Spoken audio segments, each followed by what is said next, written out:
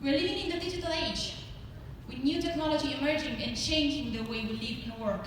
Therefore, we realize this technology can provide new ways to solve your problem. Internet of Things, 5G, and monitoring system.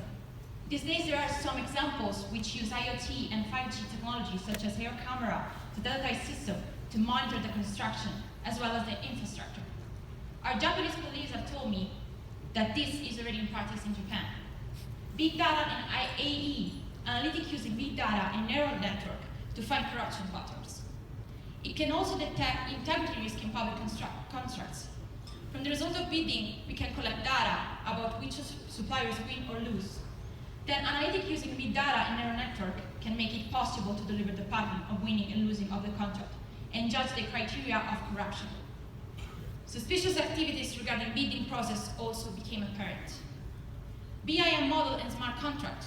An example of technology for smart contract by coordinating GPS, BIM, and blockchain. This technology collects a lot of information of the construction site, makes a model of BIM, shares update via blockchain, which leads to smooth payment and task order of the contracts. Now, I ask you to imagine what 40 talented consultants could come with to solve the great mission we set at the beginning. Now I ask you, what if there is a rating system that monitors and validates the project to achieve transparency? We propose a transparency rating system enabled by technology. A rating system that has 4 levels. In the case for consultants, we have level 1, partner, submission. This requires consultants to upload on a digital platform planning, design, and construction documents. This alone shows the willingness of the consultant to be transparent. Level 2, blue, verification of document. An independent third party will verify the submission against some predetermined criteria. This may include future utilization of smart data processing technology. If passed, then the project will be certified at level 2, the blue level. Level 3, orange, verification of physical build. Here, where the system and technology goes to another level beyond what is practiced today for World Bank project. We propose to use new technology such as drone, satellite images, etc. to physically validate the build project. Are the boreholes really there? This gives another level of confidence to funders, stakeholders, and the people involved that their design has been released. Level 4, green, real-time ongoing, verification of the asset. Another question is, are the boreholes actually functioning? Is there water? Here is where we get level 4. If the project team feeds in real-time performance data of the assets to the platform, such that the actual performance can be monitored by funders or government entities. For example, we can have sensor in boreholes that monitor water flow. For a building, this may include energy usage monitoring to demonstrate the sustainability targets have been achieved. This was not possible in the past. Now we have the tools. Cheaper sensor enabling technologies such as satellite and internet, this is a possibility that we have. My colleague will further discuss practical implementation beyond the running system next. But now, I've shown you before a map of red, a map of corruption, a map that we want to change. Our hope is to get a map of green, a map of transparency.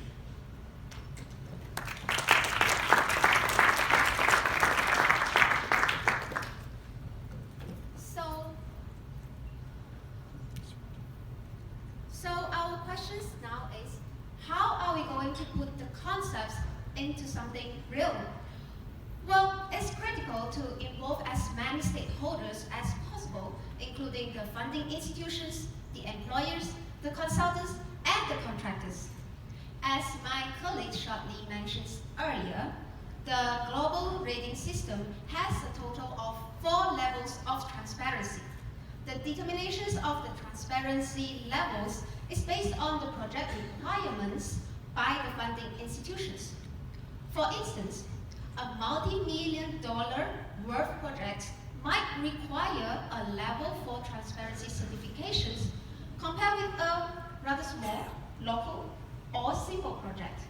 But bear in mind, achieve level 4 transparency, it's mandated to pass from the level 1 to level 3. No shortcut. For the level 1 certifications, the stakeholders are required to submit the documents such as the working report, the tax invoices, the permits, the technical drawings, and other types of documentations as required by the project. Once the submission is completed, level 1 certificate is granted, then we will move to the next level, the verifications of the documents.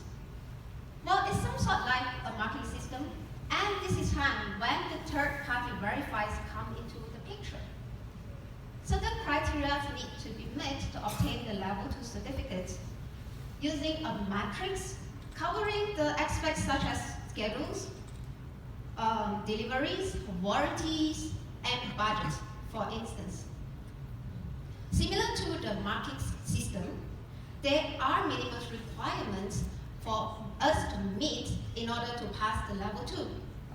Now let's just assume we have successfully obtained our level 2 certificate. Now we are moving on to something a little bit harder, the physical verifications and the real-time verifications. For the physical verifications, periodical surveys can be conducted, and the result will be used as the evaluation criteria to determine whether we are qualified to obtain the level 3 certificates. The verifications can be as simple as manual inspections for small projects or a large-scale collections of digital data using the topographic scanning, the laser scan, the side scan sonar, or the post-construction survey for a complex project. Finally, the last levels, the real-time verifications. Sensors and drones are used to collect the real-time data for continuous monitoring. Using the big data technology, the information collected can be stored in the cloud and is accessible 24 hours using an app installed in your phone. Isn't it sexy? Come on, yes, Michelle! Well, some of the things might seem a little bit hard to be achieved at the moment, but as technology advances, everything is possible. So, what's next?